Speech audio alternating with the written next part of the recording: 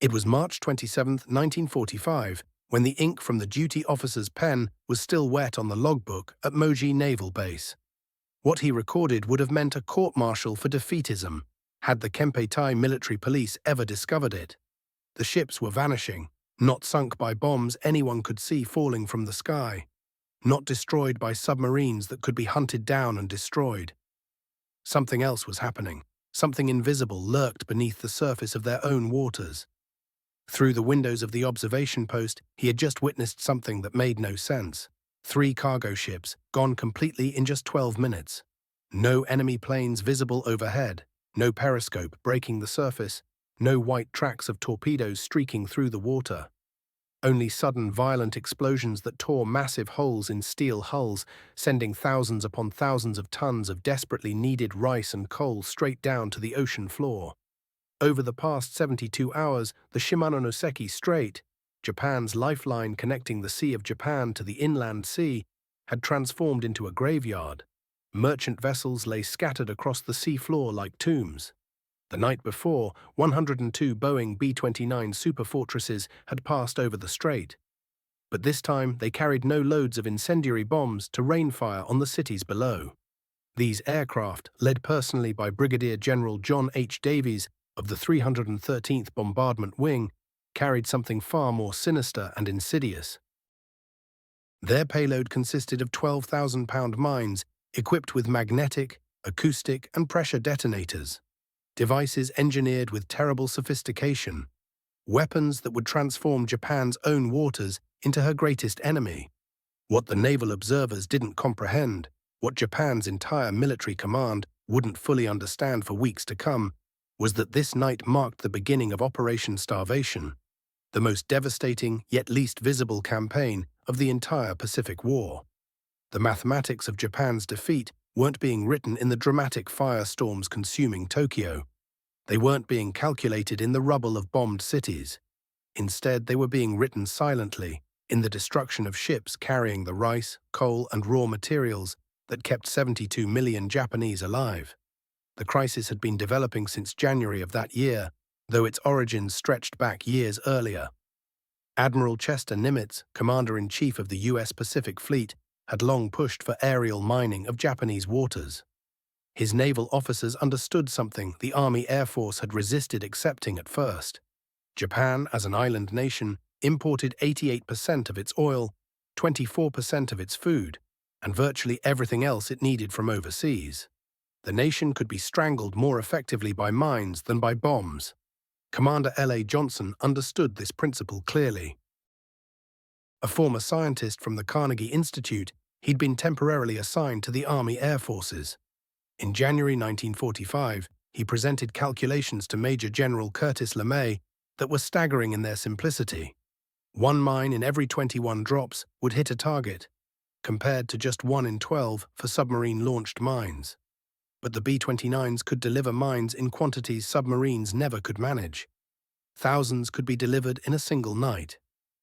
After the war ended, interrogations recorded by the U.S. Strategic Bombing Survey revealed the extent of Japan's mining defenses. The Japanese Navy possessed 349 minesweeping vessels and 20,000 trained personnel operating under Captain Izo Tamura, recognized as the nation's foremost expert in mine warfare. Yet they were equipped for the wrong kind of conflict. Their magnetic sweeps could barely reach 10 meters above the sea floor. Their acoustic countermeasures consisted of simple noise-making devices, crude and inadequate. They had no defense whatsoever against pressure-sensitive mines that detected the water displacement created by passing ships.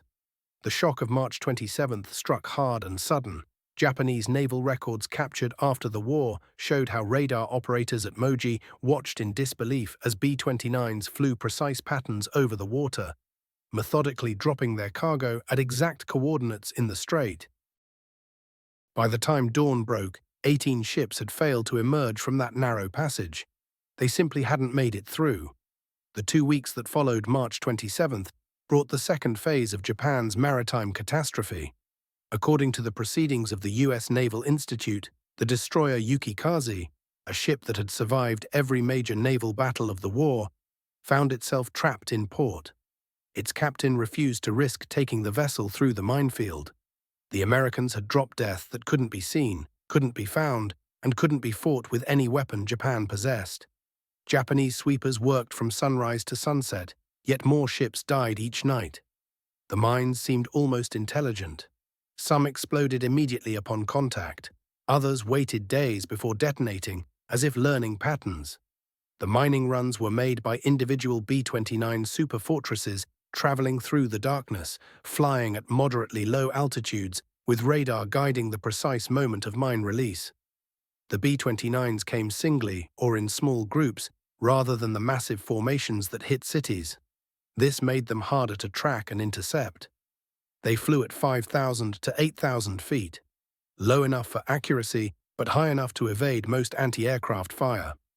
According to technical reports submitted to the Strategic Bombing Survey, the sophistication of American mines stunned Japanese engineers. 6 different trigger types, magnetic sensors that detected steel hulls, acoustic devices that heard engine noise, pressure mechanisms that felt a ship's passage through water. When combined, some counted ships before detonating, some waited days before arming themselves. On April 2, 1945, at Kobe Harbor, something happened that illustrated the horror perfectly. According to Joint Army-Navy Assessment Committee records, the Yamashiro Maru, a 6,000-ton freighter carrying Manchurian soybeans, entered what had been confirmed as a swept and safe channel just that morning. The vessel drew 26 feet of water, well within parameters. At 8:32 in the morning, a pressure mine designated M11, dropped 6 days earlier and programmed to ignore the first 3 ships passing overhead, detonated directly beneath the engine room. Official casualty reports indicated only 12 survivors from a crew of 53. The ship went down in 4 minutes flat. The water became a mixture of soybean paste and drowning men. Shipping through Kobe declined catastrophically. In March, the port had handled 320,000 tons. By July, it managed only 44,000 tons, an 85% collapse. The port that had once handled more cargo than any other Japanese facility became a maritime ghost town. Ships accumulated in anchorages, their captains simply refusing to enter. Crews stood idle on the docks while entire cities starved. By mid-April, according to U.S. Navy analysis, within the first month alone, 113 Japanese merchant ships had struck mines and sank in the strait. That represented 9% of Japan's remaining merchant fleet. The 600-meter-wide passage, through which 70,000 tons of cargo had normally passed daily, had been reduced to a trickle. The impact rippled through every aspect of Japanese life. According to intercepted Japanese communications decoded by Allied intelligence, munitions factories in Tokyo reported directly, "No coal for the factories today. Ships cannot get through from Kyushu." The shortage of rice was made catastrophically worse by a disastrous rice crop, the worst since 1910. Combined with the mining blockade preventing food imports, Japan faced absolute catastrophe. Rice rations in major cities fell from 350 grams to 250 grams, then further still, eventually reduced to nothing but sweet potatoes and flour extended with sawdust. Fishing boats, previously exempt from military attention, became unintended victims. Naval records show the 30-ton Fukuju Maru triggered an acoustic mine in Osaka Bay, killing 7 fishermen. Their only crime was having diesel engines whose frequency matched that of a destroyer. When wooden-hulled vessels weren't safe, magnetic mines could still detect the steel engine blocks, anchors, and metal fittings inside. According to a report submitted to Imperial General Headquarters and later captured by Allies, Japanese analysts calculated that at the current loss rates, Japan would have no merchant fleet remaining by November 1945. The conclusion was stark and terrifying. We are not being defeated. We are being starved. The numbers told a story of systematic annihilation. In March 1945, before the mining campaign, Japan moved 545,000 tons of cargo through her major ports. By April, this had fallen to 381,000 tons. May saw only 209,000 tons. June managed barely 98,000 tons. Each ton represented food for civilians, coal for factories, oil for the military. At the Yawata Steelworks, Japan's largest steel producer, production fell 85%, not from bombing, but from lack of coal and iron ore. The facility that had produced steel for battleships and tanks now stood idle, its furnaces cold, its workers dismissed to search for food. According to medical records from the Japanese Ministry of Health, diseases of poverty appeared that hadn't been seen since the Meiji era. Beriberi from vitamin deficiency, tuberculosis spreading through weakened populations. Children with kwashiorkor, their bellies grotesquely swollen with fluid while their bodies wasted away to nothing. The Japanese Navy attempted desperate countermeasures. According to post-war testimony, suicide boats were sent to detonate mines. Even wooden fishing vessels were pressed into service. Channels were declared clear only to claim more victims hours later. Captain Tamura brought forward a list of losses, noting that 349 vessels and 20,000 men were engaged in minesweeping. By May 1945, the nature of the threat had created widespread psychological collapse among Japanese merchant crews. Japanese officer Commander Tadao Kuwahara later told Allied investigators, "It was difficult to obtain crews towards the end of the war. There was a great tendency for crews to jump ship." According to records from the Japanese Shipping Control Authority, dozens of merchant captains refused to take their vessels out of port, choosing imprisonment over certain death. The psychological impact extended far beyond mariners. In coastal cities, residents could witness ships exploding in supposedly safe waters. The randomness, the complete helplessness against an unseen enemy created a unique form of terror. By June 1945, Japan's industrial economy had effectively ceased to function.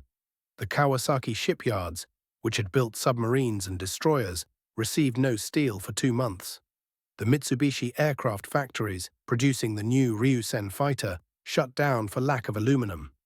Even the sacred Yamato's sister ship, the incomplete carrier Shinano, sat rusting in dock with no fuel to move her and no steel to complete her. Coal, Japan's primary energy source, became critically scarce. Ship passage through the Shimonoseki Strait decreased from 70,000 tons per day in March to 35,000 tons in April, then dropped to 7,500 tons in May and plummeted to 1,750 tons in June. It staggered up to 8,000 tons in July, then crashed to 1,500 tons in August. Power plants shut down, leaving entire prefectures without electricity. In Osaka, factories that had once run 3 shifts now opened only when coal arrived, sometimes once a week, often not at all. According to Japanese Railway Ministry records, locomotives began burning furniture, books, even Buddhist temple gates just to keep running. Without coal from Kyushu, the trains would stop within weeks. The mining campaign's impact on food distribution proved absolutely catastrophic. Japan had always depended on maritime transport to move food from agricultural regions to hungry cities. With coastal shipping paralyzed, millions faced starvation. According to rationing records from the Tokyo Metropolitan Government, citizens waited 14 hours for rice rations that never came. The rice existed in Nagata, only 200 kilometers away, but no ships would carry it through the mined waters. Japanese planners calculated that up to 10 million would die of starvation by the end of winter in February 1946. Only Japan's surrender and subsequent American food aid prevented this apocalypse. The average civilian consumed 1,200 calories daily by July 1945, compared to 2,200 before the war. Fishing villages previously self-sufficient found their boats destroyed or confined to port. According to the Joint Army-Navy Assessment Committee, the 500-ton fishing vessel Tiyomaru, attempting to feed Nagoya's population, triggered a mine 3 miles from shore. 23 fishermen died trying to catch sardines in mined waters. Korea, Japan's conquered rice bowl, became unreachable. The ports of Busan, Rashin, and Seishin, vital for importing Korean rice and Manchurian soybeans, were systematically mined. Ships that had made the Korea-Japan run for decades now rusted in harbors. According to intercepted Japanese communications, the 8,000-ton cargo ship Chosen Maru attempted the Busan run in June 1945, carrying medicine for a typhoid outbreak in Seoul and returning with rice for Osaka. Mere miles from Busan, a magnetic mine tore the stern completely off. 43 crew members died. The rice, 5,000 tons that could have fed Osaka for a week, sank in minutes. The Korea Strait, normally traversed by 50 ships daily according to pre-war shipping manifests, saw traffic reduced to 3 or 4 wooden vessels. The Japanese army in Korea, cut off from the homeland, began requisitioning food from Korean civilians, causing famine there as well. Japan's industrial lifeline to Manchuria, source of iron ore, coal and soybeans, withered and died. According to Japanese customs records, the port of Dairen in Manchuria processed only 12,000 tons in July 1945 compared to 380,000 tons a year earlier. One-ton Army logistics reports captured after the war revealed mountains of resources in Manchuria: steel, coal, food, all rendered useless because ships refused to come. Those vessels that attempted the journey simply didn't return. The consequences cascaded throughout Japan's war economy. According to the Strategic Bombing Survey, aircraft production, dependent on Manchurian supplies and aluminum, fell 91%. Tank production ceased entirely. Even basic ammunition became scarce as supplies of lead and copper from Manchuria were cut off. The American mines represented technology Japan couldn't match. The Navy deployed 1,000 and 2,000-pound mines with a variety of different fuse types. The magnetically detonated M9 Mod 1 and M11, the acoustically triggered A3, set off by propeller noise, and the A5, triggered by ship hull noise. The pressure-sensitive A6. Japanese naval engineers examining recovered mines found technology years ahead of their own capabilities. Magnetic sensors that could distinguish between ship types. Acoustic devices that ignored countermeasures. Pressure sensors so sensitive they detected a rowboat. The ship count mechanisms particularly frustrated Japanese sweepers. A mine might ignore the first 5 ships, then destroy the 6th. Channels declared clear became death traps. Some mines armed themselves days after being laid. Others waited weeks. The randomness made every voyage Russian roulette. The B-29's AN/APQ-13 radar allowed precision mining even in darkness and bad weather. According to intercepted Japanese communications, observers couldn't understand how Americans dropped mines precisely in shipping channels on overcast nights. This technological superiority extended to mine assembly. In less than 6 months, Mine Assembly Plant No. 4, staffed with 12 officers and 171 men, loaded 13,900 mines into the lumbering superfortresses, offering some 200 possible combinations of triggers and delays. Each minefield was customized for specific Japanese countermeasures, constantly staying ahead of sweeping techniques. Japan's submarine fleet, her last remaining offensive naval capability, found itself imprisoned in home waters. According to Japanese naval records, the I-58, which would later sink USS Indianapolis, spent 3 months trapped in Kyo Harbor, her captain unwilling to risk the minefields. Vice Admiral Takayo Takagi, commanding Japan's 6th Fleet submarines, reported to Imperial Naval Headquarters, "Our submarines cannot deploy. The Americans have turned our own bases into prisons." When the battleship Yamato sortied for her suicide run to Okinawa in April, she had to use the Bungo Strait instead of the more convenient Shimonoseki Passage. This alternate route exposed her to American reconnaissance, leading directly to her destruction by carrier aircraft. The mines had indirectly claimed the world's largest battleship.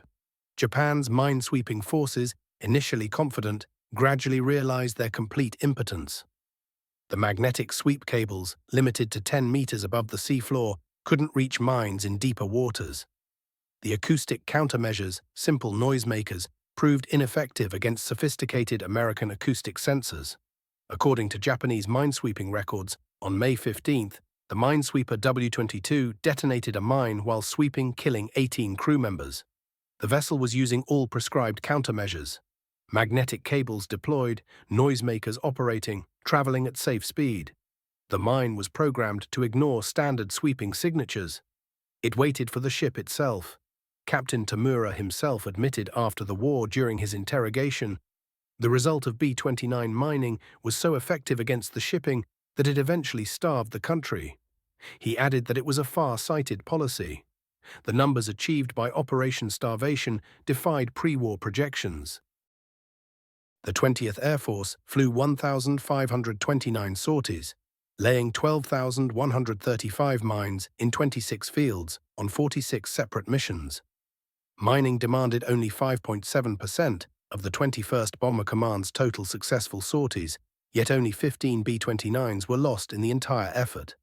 In merely 5 months, aerial mines sank or damaged 670 vessels, totaling well over 1.25 million tons.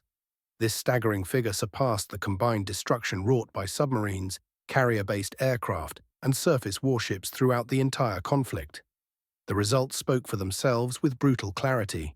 Each B-29 lost represented roughly 45 ships destroyed. The submarine force, despite its celebrated accomplishments, needed 190 vessels to sink 1,314 ships across the war's full span, an average of just 6.92 per submarine. Yet 40 B-29s devoted to mining operations managed 7.08 ships destroyed per aircraft in only 5 months. The numbers told an undeniable story of efficiency.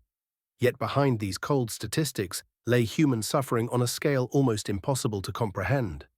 Japanese merchant marine casualty records documented over 25,000 dead. The nation's most experienced sailors, men who had spent decades navigating these waters. Their knowledge and experience couldn't be replaced. As the war wound toward its conclusion, the Japanese were forced to place untrained teenagers and elderly civilians aboard their remaining vessels. The families of these merchant sailors endured unique torment, receiving death notices that simply stated lost at sea, with no honor attached, no recognition of their sacrifice. Unlike those who fell in combat, deaths shrouded in martial dignity, these losses seemed senseless and random. Men carrying rice died to unseen enemies in unmarked waters. There was no glory in such endings. By summer of 1945, Japanese cities faced complete starvation. Tokyo's population, swollen by refugees fleeing from bombed areas, exhausted its final rice reserves. The black market price for rice climbed to 100 times the official rate. Desperate citizens exchanged cherished family heirlooms for sweet potatoes. In Osaka's hospitals, surgeons performed operations without anesthesia as pharmaceutical production ceased. Bandages disappeared, medicine vanished. Patients died from infections that simple penicillin would have cured in days. But no ships brought medicine to shore. School lunch programs, which had provided one guaranteed meal daily, ended in May. Teachers watched students collapse from hunger during lessons. Some schools shut completely, lacking food, coal, and transportation. The mining campaign triggered cascading economic collapse throughout the nation. Factories unable to receive coal couldn't manufacture anything. Workers without production lost their wages. Without wages, they couldn't purchase food. Without food, they couldn't work. The vicious cycle perpetuated itself. Nagasaki's shipyards, which had constructed the battleship Musashi, employed 30,000 workers in January but retained only 3,000 by July. The rest either received dismissal or fled countryside seeking sustenance. Those remaining produced nothing. No steel, no coal, no purpose beyond mere survival. Even sake production, so crucial for maintaining morale, ceased entirely when the Gekken Brewery in Kyoto, operating since 1637, shut down in June. No rice for brewing, no bottles from glass factories, no transportation network available. 3 centuries of tradition ended through invisible weapons. Japan's military, preparing for anticipated American invasion, found its defensive preparations crippled. Troops couldn't deploy between islands. Ammunition couldn't reach fortified positions. When the celebrated kamikaze program attempted deployment, aviation fuel never reached airfields. General Korachika Anami's private papers, discovered post-war, revealed the crisis starkly. We prepared defensive lines on the beaches, but our soldiers possess no ammunition. We pledged to fight until the very last breath, yet that soldier fights wielding nothing but bamboo spears. The Japanese plan to transfer divisions from China for homeland defense collapsed. Troops simply refused the voyage. The crack forces from Manchuria, Japan's finest remaining military strength, remained stranded and useless while the homeland prepared for invasion with teenage conscripts. Of 143 Japanese ships lost in July 1945 to bombs, torpedoes, and mines combined, American submarines accounted for less than 10%. Mines alone destroyed over 90%, fully 129 vessels.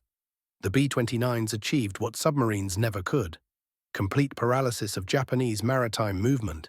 The efficiency proved remarkable, whereas a typical incendiary raid required 300 B-29s dropping 2,000 tons of explosives to destroy 16 square miles of city. A dozen B-29s dropping just 100 tons of mines could paralyze an entire port for months.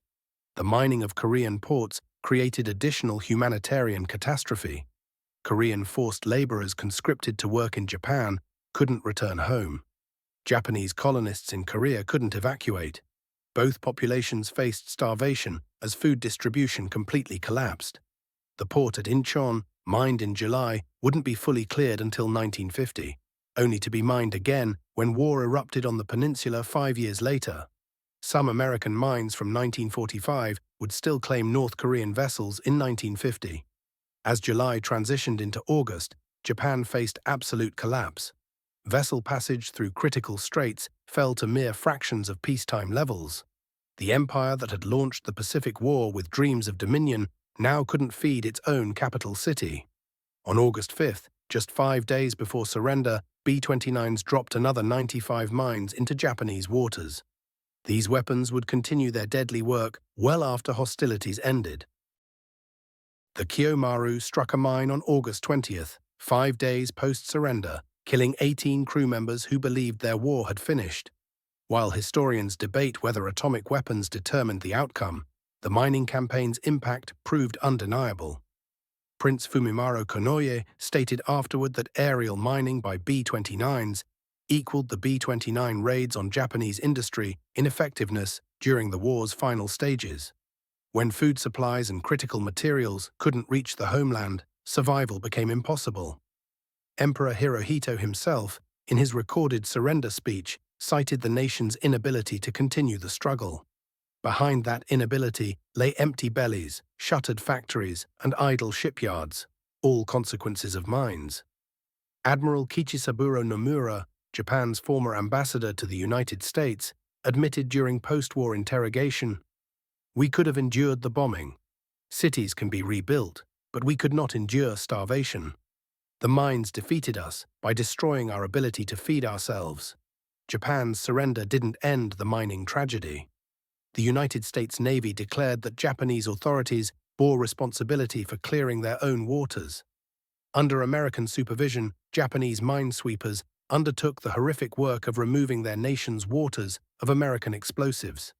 The task seemed insurmountable. Many mines possessed delayed arming mechanisms that wouldn't activate for months. Others utilized ship count sensors that might wait for the 100th passing vessel. Some combined multiple sensors requiring precise conditions for detonation. The Americans provided general locations but revealed neither specific mine positions nor their types.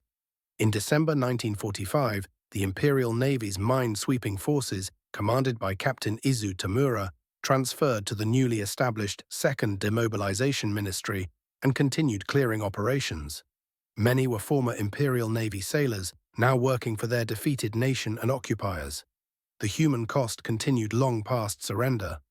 Between August 1945 and December 1946, Japanese minesweepers lost 81 vessels and 423 men, clearing American ordnance.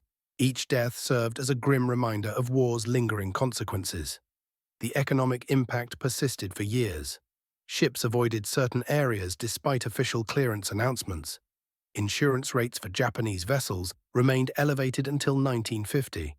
Some remote channels weren't fully cleared until the 1970s, when modern technology finally permitted safe operations. The expertise gained clearing American mines would prove valuable when many of these same Japanese minesweepers secretly deployed to Korea in 1950. 25 vessels and their crews assembled from bases throughout Japan formed the Special Mine-Sweeping Force. Several Japanese minesweepers perished in Korean waters, their crews dying for their former enemies. Their sacrifice remained concealed for decades because Japan's constitution forbade military operations. so their deaths were officially attributed to maritime accidents. Operation Starvation revolutionized naval warfare doctrine. The concept of precision aerial mining, using aircraft navigation systems to place weapons at specific coordinates, became standard international practice. Every major navy studied the campaign's results. The technology spread globally. Acoustic, magnetic, and pressure mines became standard in naval arsenals worldwide. The ship count mechanisms, delayed arming devices, and combination sensors pioneered in Operation Starvation would appear in Cold War minefields from the Baltic to the South China Sea.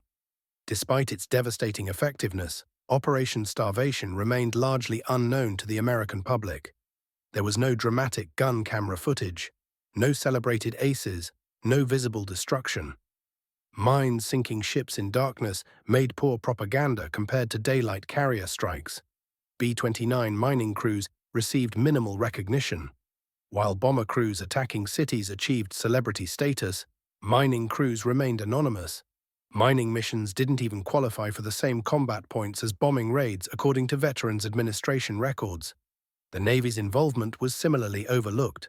Commander Johnson and his team, who designed mining patterns and selected targets, received only minor commendations.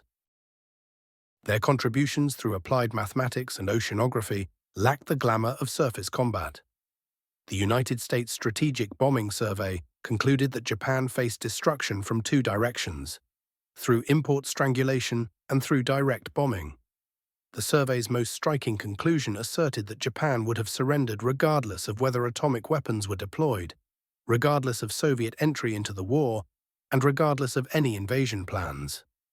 According to captured Japanese military assessments from July 1945, Japan had devoted its remaining shipping exclusively to food and salt imports, abandoning all industrial raw materials, a decision spelling economic doom independent of military developments. The magnitude of Operation Starvation measured starkly in numbers, revealing both its efficiency and devastating impact. Total sorties flown, 1,529. Mines laid, 12,135. Total weight, 9,100 tons. Number of minefields, 26 separate missions across 46 operations, representing just 5.7% of total B-29 effort. Aircraft losses counted: 15 B-29s lost to enemy action, 103 crew members killed, producing a loss rate of 0.98% compared to 3.6% for bombing missions. Japanese shipping destruction included 484 ships sunk by mines and 186 damaged, affecting 670 total vessels and destroying 150,000 plus tons, representing 63% of the remaining merchant fleet. Comparative effectiveness showed dramatic contrasts. 45 ships per B-29 lost, 7.08 average ships sunk per mining B-29, 6.92 average ships sunk per submarine throughout the entire war, and 137 tons of shipping sunk per ton of mines deployed. Port impact proved catastrophic. Shimonoseki Strait traffic fell 98%.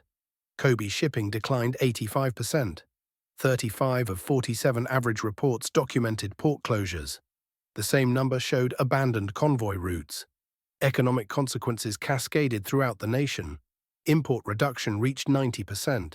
Coal shipments fell 95%. Food distribution declined 88%. Industrial production plummeted 65%. The human cost remained staggering. Japanese merchant marine deaths exceeded 25,000.